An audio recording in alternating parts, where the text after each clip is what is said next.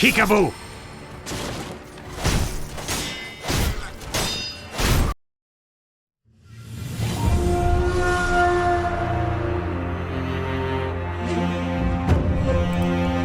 Rather than cover Divine Abduction, I am making a larger guide on the system Divine Abduction is part of, namely anti-ganking.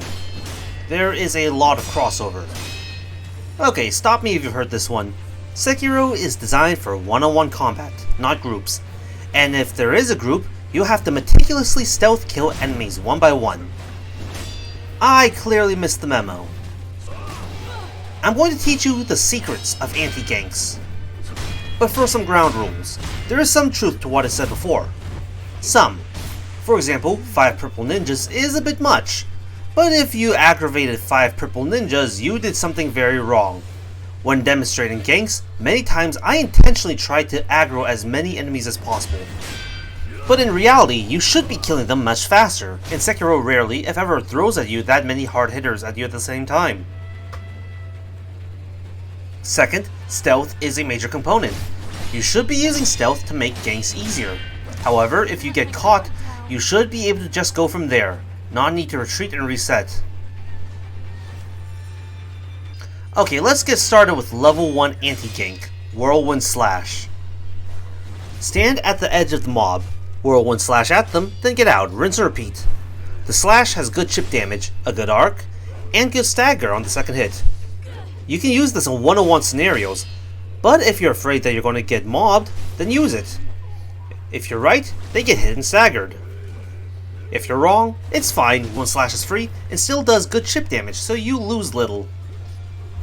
Side tip, focus down ranged enemies first. They are the most dangerous, but also have the least amount of health, so burst them down. In fact, bursting in general is a good strategy. If a low health enemy finds themselves away from the herd, burst them down quickly so you have one less guy to deal with. You see that because he has a guy standing right next to him, I keep using Whirlwind Slash just in case his buddy decides to make a move. Most of the time he doesn't, but it still keeps me safe, and still helps me against the Kensei.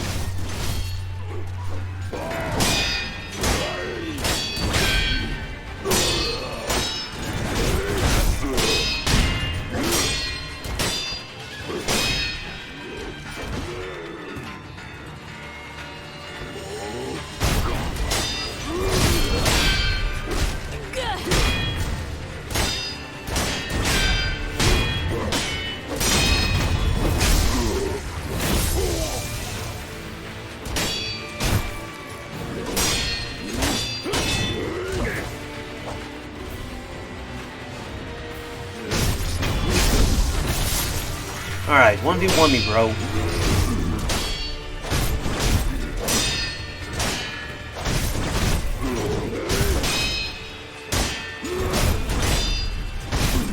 Many gank heroes will have loops that help you. Not only does it let you have near infinite room to fall back, but the geography makes it easier to split enemies up. So if it gets too hot, back up a little, then let them come to you. Let's try that again. No stealth, but this time I'm going to kill them as they come, not aggro everyone first.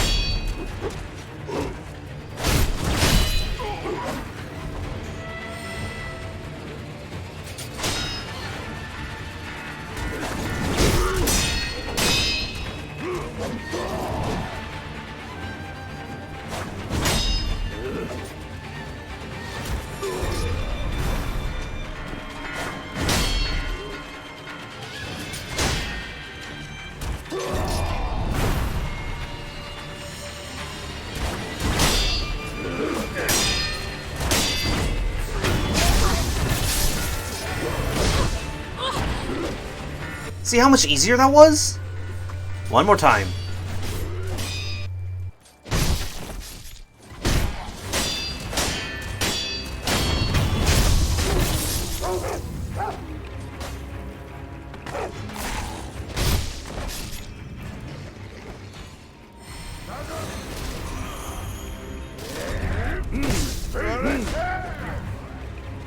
Now that I have your attention, let's get this party started.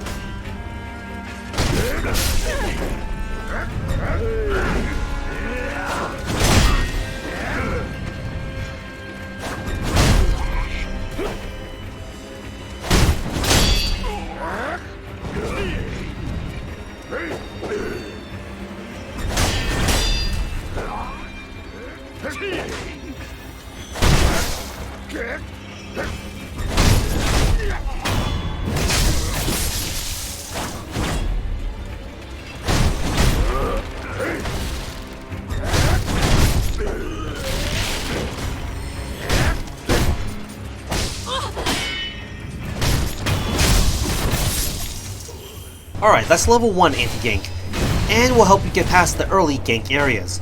What's the problem? Later on, you'll find enemies with hyper armor and range. The Whirlwind Slash has good arc, but it can't counter enemies with good range. Likewise, if the enemy has hyper armor, they might ignore the slash. In small numbers, it's still manageable. You see here that I've intentionally caught the attention of everyone on my way to Shinobi Hunter. The Shinobi Hunter is tricky because of his range. He can charge up a stab from far away, then gain hyper armor on the way in. Even if he doesn't, we could trade and I'll always get the shorter end of that stick. Similar rules apply, but I'm now doing it with the Shinobi Hunter in mind. I burst down the archer, and use my axe to burst down the shield guys.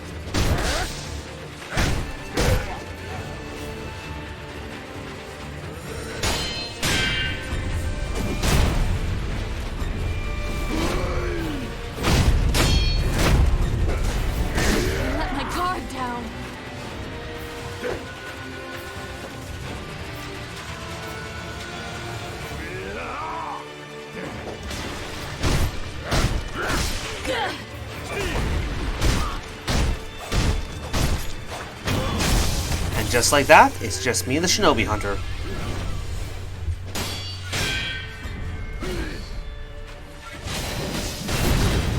You see me using the same strat here, with the Purple Ninja and Juzo. Facing both of them down at the same time is a bad idea, so I give Juzo some space while I Whirlwind Slash fight the Purple Ninja. Do everything you can to isolate one from the other, and use Whirlwind Slash to leave a lasting impression. But what if all enemies are like this? The Blue Key Samurai in Ashina Castle are a step up, as they are mostly close range, but they have a long-range stab that can be dangerous. Let's check out some other tools. You see me stick with the plan. I whirlwind slash at them, then get out. Remember that normal sword swings have higher DPS against bare flesh, so if you see a body opening, then you can sneak in a normal hit if you feel safe.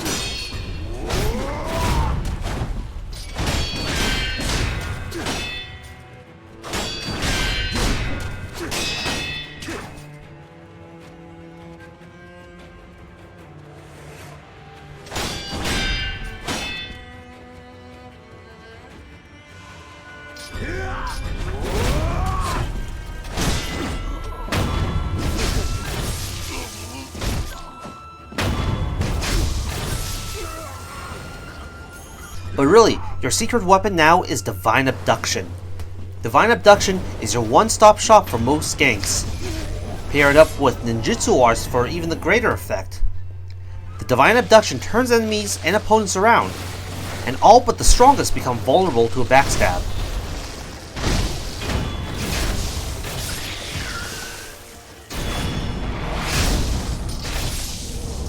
These invulnerable enemies include white monkeys,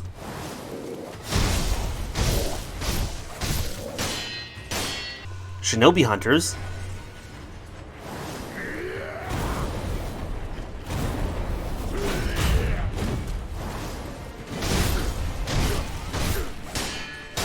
glaive monks,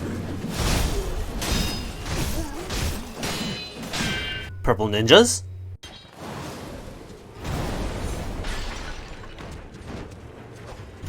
the kensei,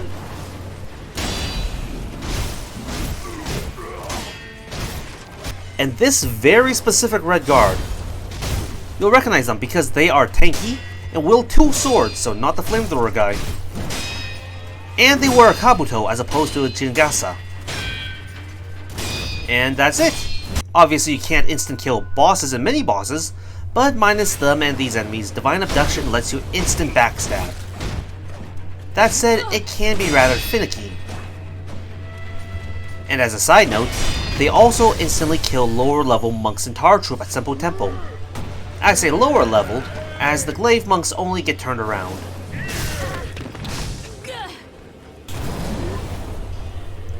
One level up from Divine Abduction is Double Divine Abduction, which lets you use it twice. This gives you a degree of forgiveness. If you're managing large groups, you might miss your first go, so having a second free one on hand is always good. Think of it as prosthetics insurance, accident forgiveness.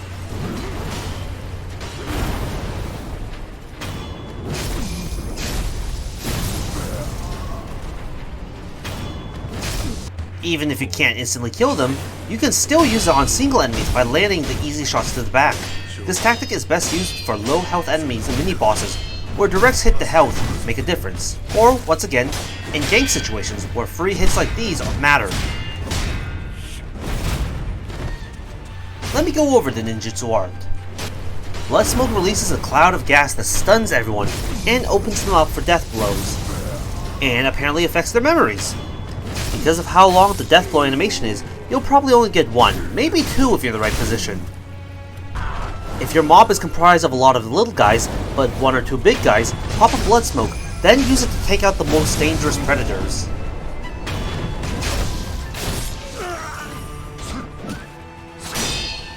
Bestowal gives you a Blood Blade, with extended range and 0.25 points of damage that can also chip through enemies. This is a very versatile art that can be used against mobs or against singular foes. Pair it up with Whirlwind Slash for even greater effect.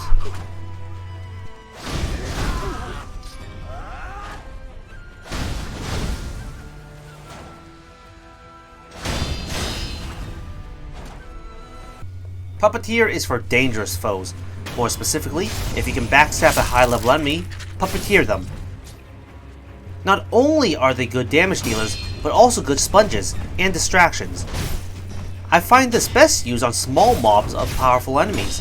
Let the puppet deal with one, then solo the other. Also, your puppet is effectively immortal, as you can reapply the Puppeteer anytime you want.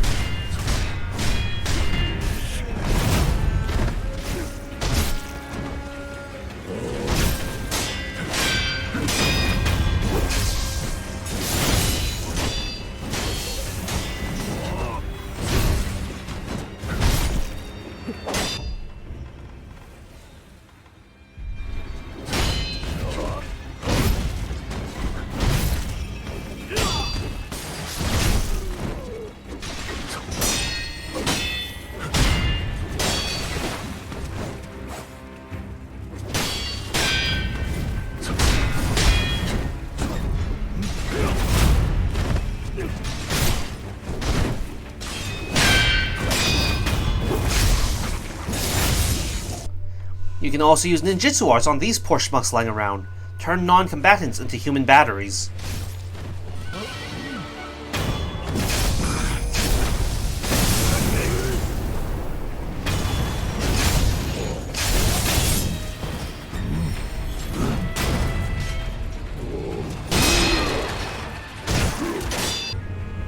To recap, the most basic anti-gank is Whirlwind Slash.